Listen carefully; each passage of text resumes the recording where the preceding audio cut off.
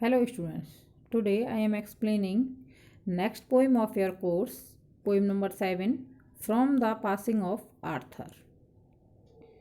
ठीक है, next poem explain होना है from the passing of Arthur. Come to the next about the poem. This poem is an extract from Tennyson's longer poem Morte d' Arthur. किस में से ली गई है ये पोएम आपकी? मॉर्टे डी ऑर्थर में से. The poet describes that. Poet ने यहाँ क्या डिस्क्राइब किया है इसमें? The poet describe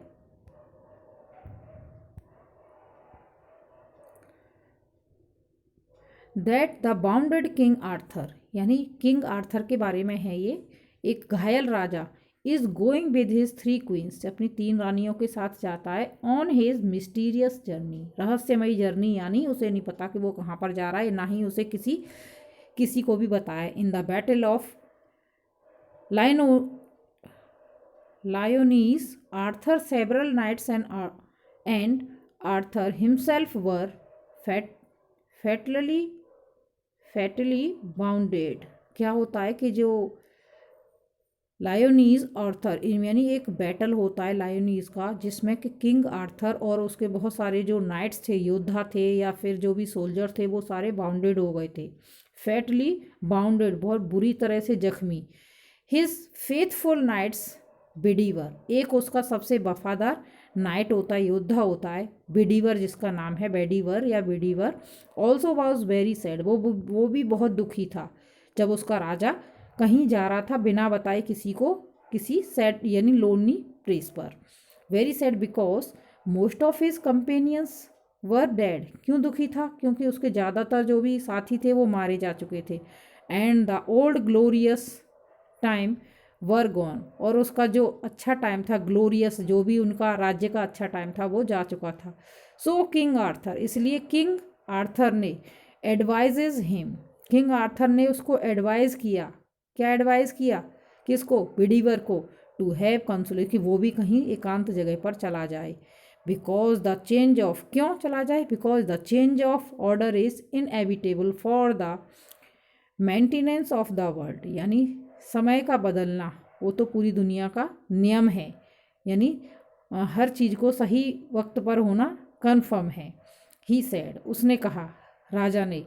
the old order changes, पुराने नियम बदल जाते हैं.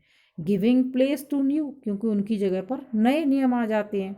Course of time, that is the law, क्योंकि ये तो प्रकृति का नियम है, नेचर का रूल है. Moreover he should pray to God for the peace of the soul, यानी इसके बाद वो क्या, उनकी सोल के लिए, जो भी डेड हो चुके हैं या फिर हम जो अलग जा रहे हैं, तो उसके लिए वो प्रे कर सकते हैं गॉड से. King Arthur believes firmly that many things can be achieved by prayer. उन्हें किंग आर्थर बहुत बिलीव करते थे गॉड की प्रेयर्स में, और उन्हें बिलीव था कि गॉड की प्रेयर करने से हम बहुत सारी चीज़ों को पा सकते हैं. The prayers has great power and can do miracle, यानी प्रेयर्स में इतनी ज़्यादा शक्तियाँ होती हैं, बहुत सारी पावर्स होती हैं, और कुछ मिरेकल भी हो सकता है. प्रेयर्स के थ्रू कुछ जादू भी हो सकता है, जिससे गॉड हमें सेव कर सकते हैं, बचा सकते हैं. Come to the text. And slowly answered Arthur from the barge, जो आर्थर यानी जो राजा थे, वो धीरे से अपनी बार्ज मीन्स बोट से, नाव में बैठ के कहीं जा रहे थे लोनली प्लेस पर, अकेली जगह पर, तो वो धीरे से रिप्लाई देते हैं जब उनका एक नाइट, जो एक सैनिक था, जो योद्धा था, जो उनसे पूछता है उसके बारे में कि वो बिना बताए कहाँ पर जा रहे हैं, बहुत सैड होके, तो वो क्या आंसर, बहुत धीरे से रिप्लाई देते हैं, आंसर देते हैं.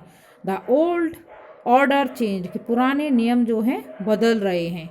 यील्डिंग प्लेस टू न्यू, उनकी जगह पर नए जो रूल हैं, जो नए रूल्स हैं वो आ रहे हैं. And God fulfils himself in many ways, और गॉड खुद उन्हें नए रूल्स को फुलफिल करते हैं, भरते हैं. Let one good custom should corrupt the world, क्योंकि कुछ जो बेकार की रस्म वो होती हैं, वो पूरी दुनिया को ख़त्म कर देती हैं, इसलिए उनकी जगह पर नए रूल्स और नए चेंजेस आते रहते हैं। Come to the next lines of the poem. If thou shouldst never see my face again, वो अपने बिलीवर से, जो एक फेथफुल नाइट था, उससे कहते हैं यदि तुम मेरा फेस दोबारा से न देख पाओ, प्रे फॉर माई सोल, तो मेरी आत्मा के लिए प्रे करना। वो खुद कहते हैं उससे कि मेरी सोल के लिए तुम प्रे करना अगर तुम हमारा फेस दोबारा से न देख पाओ।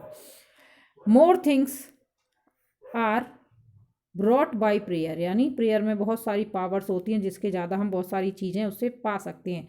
Then this world dream of, ये दुनिया तो इसके बाद सिर्फ सपना ही है।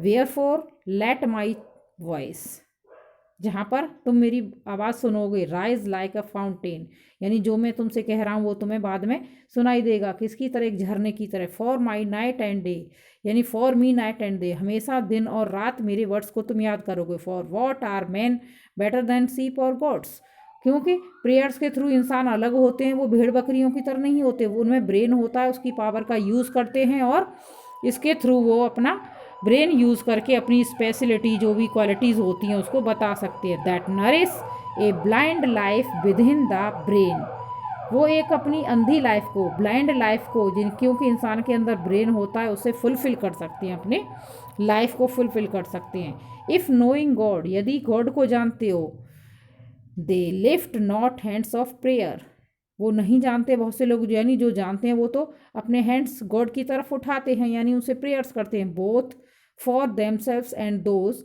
हु कॉल देम, और लेकिन जो इंसान उन्हें बुलाते हैं, गॉड को याद करते हैं। For so the whole round earth is every way, यानी पूरी दुनिया की ताकत उसे, अर्थ उसको, उसकी हेल्प करती है। बाउंड बाई गोल्ड चेन्स, क्योंकि ये दुनिया जो है किसके, गोल्ड की चेन्स में बंधी हुई है, बाउंडेशन से बंधी हुई है, रूल से। About the feet of the God, और जो बंधी वो किसको ले जाती है, उसके प्रेयर्स के थ्रू, उसको गॉड के फीट में ले जाती है, यानी गॉड के पास ले जाती है प्रेयर्स के थ्रू। बट नाउ फेयर, अब ये सब यानी बातें खत्म हुई। वो विडीवर से कहता है किंग आर्थर, और अब मुझे तो फेयरवेल दो, यानी विदाई का टाइम हो गया है, मैं अब कहीं पर लोनली प्लेस पर जा रहा हूँ।